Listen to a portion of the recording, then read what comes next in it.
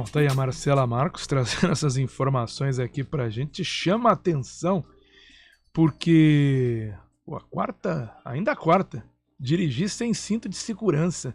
Lembrando que a gente tá falando de uma coisa lá dos anos 90, né? Finalzinho ali dos anos 90, que foi colocado no Código Brasileiro de Trânsito, uma mudança muito drástica. Nossa, naquele momento existia tanta dificuldade para se colocar na cabeça do motorista, mas até hoje ainda se tem muitas infrações, muitas multas por causa disso.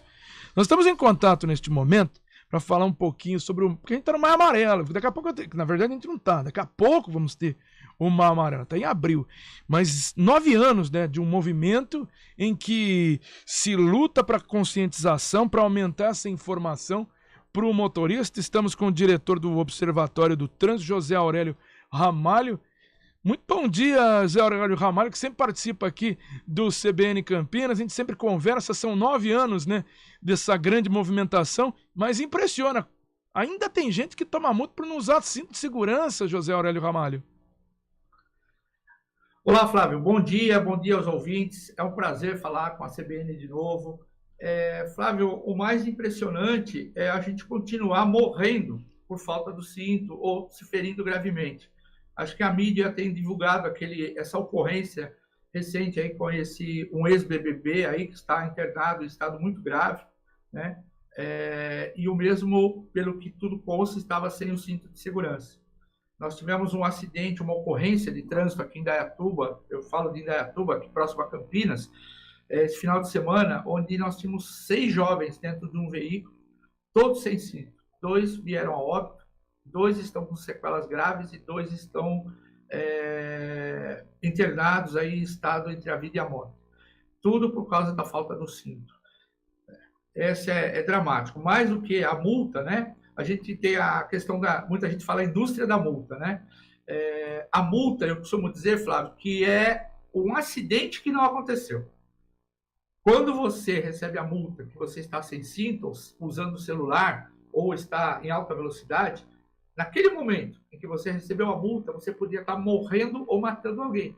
A multa nada mais é do que um alerta que você cometeu um risco e colocou a sua vida e a dos demais em situação perigosa. Chama atenção mesmo, né? E eu fiz um preâmbulo aqui porque essa obrigatoriedade do uso de cinto de segurança, isso na parte da frente, né, doutor Ramalho? Começou lá no finalzinho, se não me engano, em 1998, com o Código Brasileiro de Trânsito. Naquele momento parecia muito controverso, os motoristas não queriam utilizar, e houve sim uma mudança de cultura por parte dos motoristas e os novos motoristas que surgiram a partir dali. Hoje é muito estranho você não passar já o cinto de segurança antes de ligar o carro. E uma mudança muito drástica, mas quando se bate com a realidade e se mostra que é a quarta no ranking, aí tem as questões de documentação e tal, mas quarta no ranking, uma situação como essa, ainda tem muito que a gente caminhar, né? Esses dados, eles são subestimados, porque o órgão de fiscalização não consegue ver, por exemplo, no banco traseiro, em função dos insufilmes, das películas, se alguém está de cinto ou não.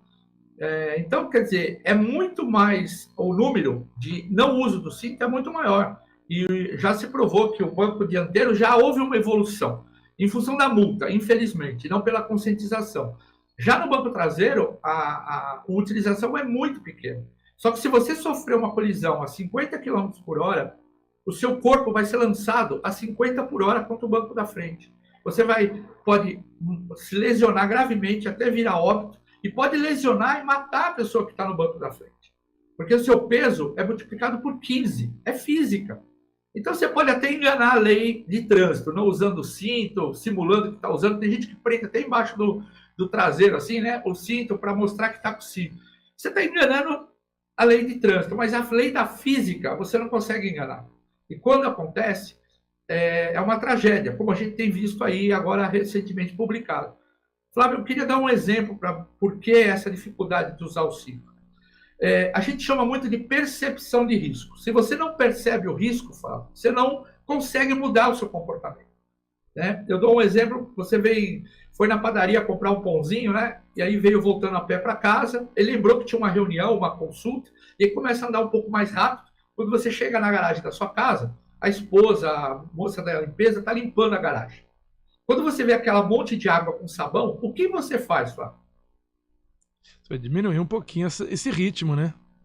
Por que você não entra na mesma velocidade que você via na calçada? Ah, vou tomar aquele escorregão, é melhor não. Porque você percebeu o risco. Então é difícil eu falar para você, Flávio, usa o cinto, porque você não está percebendo o risco. Você não percebe, você não protege. Quer ver um exemplo clássico? Acho que eu já falei isso para você uma vez no programa, mas sempre é bom usar esse exemplo. A mãe, quando troca a criança no trocador, tá tudo na mão dela. A pomada, talquinho, fraldinha, tudo. Ela não distrai um minuto olhando para o lado. Por quê, Fábio? Porque tem uma criança ali que você virar de lado, meu amigo, eu tenho uma agora de um ano e 4 meses. Isso. Então, o teu exemplo, a sua esposa não se distrai um segundo. Por quê? Porque ela pode cair. O que a sua esposa fez nesse momento e você fez nesse momento? Percebeu o risco. Quando a sua neném é menina? É menino. Quando ela começar a caminhar, você vai encher de protetor nas tomadas da sua casa. Você vai pôr protetor no quina da mesa para não bater a cabecinha, elástico na porta, vai trancar os armários. Por quê?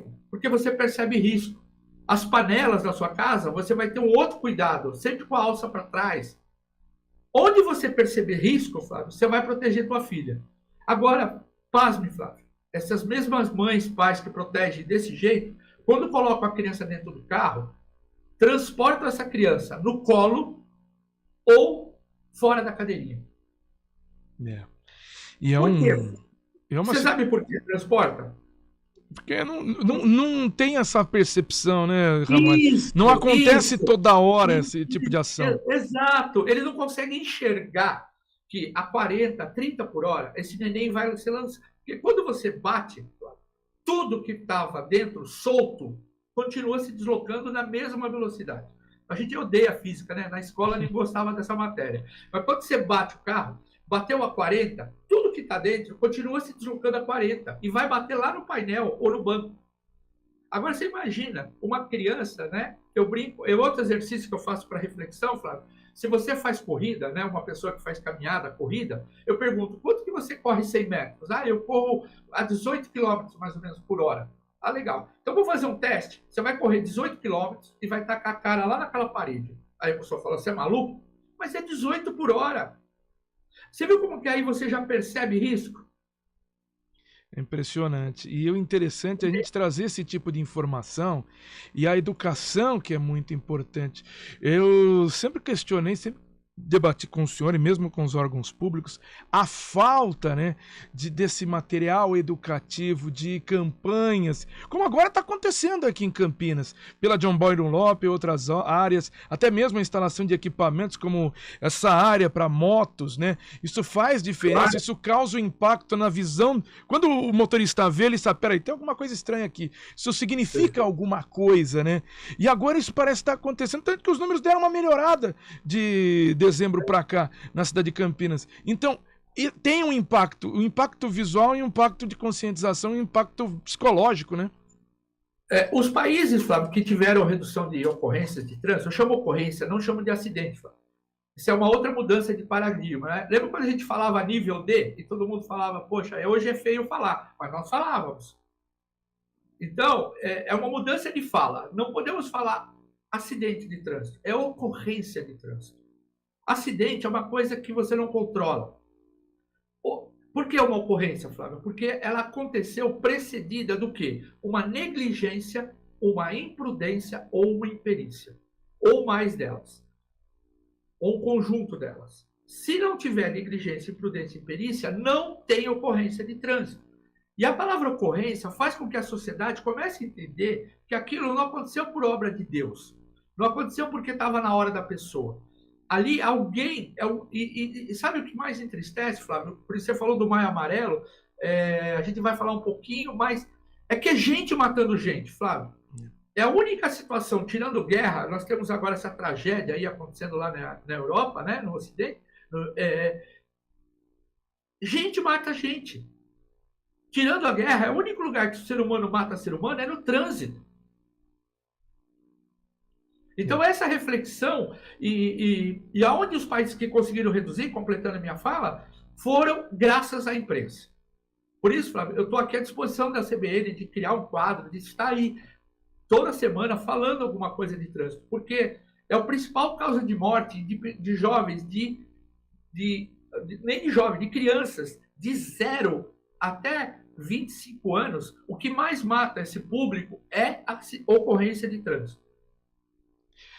José Aurélio Ramalho, que é diretor do Observatório do Trânsito, a gente teve uma conversa muito boa e a gente sempre tem essa conversa aqui na CBN Campinas. Maio Amarelo tá para chegar, mas a gente tem sempre que ter essa conscientização no trânsito para a gente conseguir diminuir esses números, então, de ocorrências no trânsito aqui, porque é a guerra civil, infelizmente, que a gente tem aqui no Brasil. Muita gente morre, muito trabalhador, muita cabeça que se vai e que poderia estar trazendo, se a gente for pegar, você pode estar pensando, pode estar colocando em tese, pode estar até fazendo alguma loucura aí, mas não, muita gente pode ter perdido muita cabeça boa, que podia estar resolvendo muita coisa nesse mundo e a gente perdeu no trânsito. Queria agradecer, viu, José Aurélio, essa participação aqui no CBN Campinas, gentileza de atender a CBN mais uma vez.